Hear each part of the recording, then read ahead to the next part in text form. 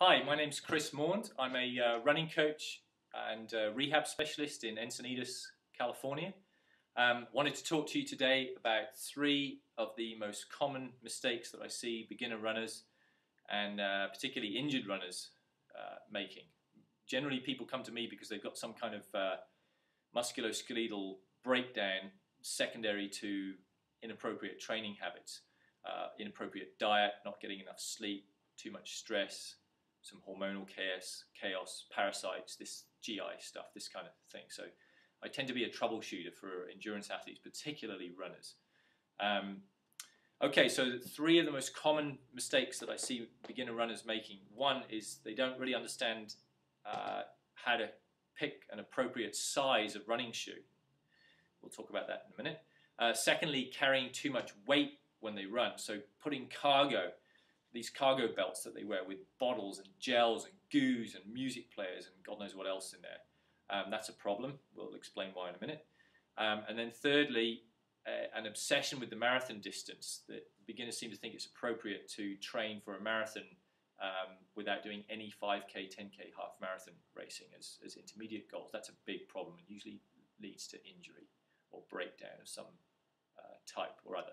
So those are the three big issues. I'm going to go over them one by one. First of all, shoe size. Your running shoes should have at least a thumb width, and the width is this way, not the depth of the thumb, but the width that way, and it's your thumb, not someone else's.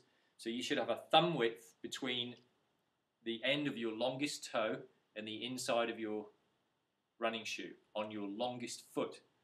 Most people have one foot longer than the other, so if you didn't realize that, then check it out, measure it, and you'll soon find out you've got one foot that's slightly longer than the other. And also some people, their second toe is longer than their big toe. That's a condition known as a Morton toe or Morton foot. So it's the longest toe where you apply the rule of thumb. So whichever of your toes is the longest, that's where you put your thumb, and there should be a thumb width between the end of the longest toe and the inside of the shoe. Okay, now why does that matter? Well, for starters, when you're running downhill, your foot slides down the front of your shoe. So if you're running fast downhill, like at the end of a race, for example, or you're doing a rolling terrain run in a group and you're running hard to try and stay with the group, your foot will slip down the shoe and your toes will butt and jam up against the inside of the shoe. That's why a lot of runners either lose their toenails or have black toenails the whole time. It's not the only reason why, but it's one of the reasons why. Secondly, if you buy your shoes in the morning and then you run in the afternoon, you've got to understand that your feet later in the day are longer than they are in the morning. And this is because the arch in the foot, the main arch, the big long one, as you run, your body weight compresses that thing, the fascia in there creeps and lengthens, and the foot gets longer. So if you've selected your shoes in the morning and you run in the afternoon, you're much more likely to have problems with your toes hitting the end of the shoe because your feet don't stay the same length all day long. It's better to shop for shoes later in the day. You still would want the rule of thumb to apply even when you do that. It's always better to have a shoe that's slightly on the long side rather than one that's too short, because you can always wear a thicker sock, whereas with a shoe that's too short, there's not much you can do with it. If this seems like some bizarre, off-the-wall idea, because you've never heard this before, go to any specialty running store, and I mean a real running store where the people that work inside are actually competitive runners, not somewhere like Foot Locker where most of the people in the store don't run. Go to a local running store that's owned and operated by runners and ask them about the rule of thumb. Ask any decent, well-established running coach in your area. They will tell you more or less the same thing, that most beginners buy their shoes too small. So get over what it says on the label and buy the shoe based on the rule of thumb. Okay, that's the first problem. Second issue, cargo. You've all seen it. We get it all the time here. Here in Encinitas, we're next to the ocean. There's people run up and down the 101 all the time. You see people with these cargo belts on, with litres of water, multiple gel flasks, electrolyte capsules, power bars, God knows what. Most of these guys are barely moving. They're doing 12, 13, 14, 15 minutes a mile, which is really just a walking pace. They're not sweating, they're talking to their friends, they're taking on calories at a rate that exceeds the rate at which they're burning calories. probably wondering why they're not losing weight in the process as well. And they get injured. And the reason they get injured is these are beginner runners whose soft tissue and hard tissue has not adapted yet to the stresses of distance running. So you don't want to put extra weight on someone in that situation. So by soft tissue, I mean fascia, tendon, ligament, muscle. Hard tissue, I mean bone. All of those tissues respond favorably over time, and the key word here is time, months and possibly years in some cases. There are continued adaptations. And you can't expect a beginner to handle the stresses and strains of beginning to run 3-4 days a week and strapping 8-10 pounds of extra gear around their waist. I mean, by the time you've put 2 litres of water on your hips, 4 gels and a couple of power bars and an iPod player, you can easily end up with 8 to 10 pounds of extra weight around here. And that's no different from an elite runner strapping an 8 to 10 pound lead belt around their hips and then wondering why they start getting shin pain when they do their runners. Watch what elite runners do. They run unencumbered, they run light. You do not see elite runners running with these belts full of stuff. Sometimes you'll see them holding a tiny little flask of water, or they'll run on their long runs, they'll run from location to location where they know they can get water, but they don't run with all the stuff strapped to the body. And the reason is it increases your chances of injury, and beginners are even more prone to that. So that's the second big mistake I see beginners and intermediates doing. If you're running for 30, 40 minutes, even 50, 60 minutes, in most climatic conditions, you do not need to take water with you in that situation. Leave all the extra junk at home. All you need is running shoes, socks, shorts, a sports bra if you're a girl, or a t-shirt if you're a guy in a warm climate. I mean, around here you don't even need a t-shirt as a guy. You can run just with shorts most of the time. In colder climates, of course, you'll need some warmer clothes, but don't strap all this extra stuff to your body. Elite runners don't do it, and there's a good reason why they don't do it. So become a student of the sport and study what the fast people do. Don't just copy what all the beginners are doing, because they don't have a clue what they're doing. That's why they're out there doing these things, and that's why they're getting hurt. If you want to avoid the chances of getting plantar fascia problems, Achilles tendon problems, shin pain, knee pain, adductor strains, piriformis problems, hip problems, SI joint problems, even possibly disc injuries in your lower back, then leave all that extra nonsense at home and run unencumbered.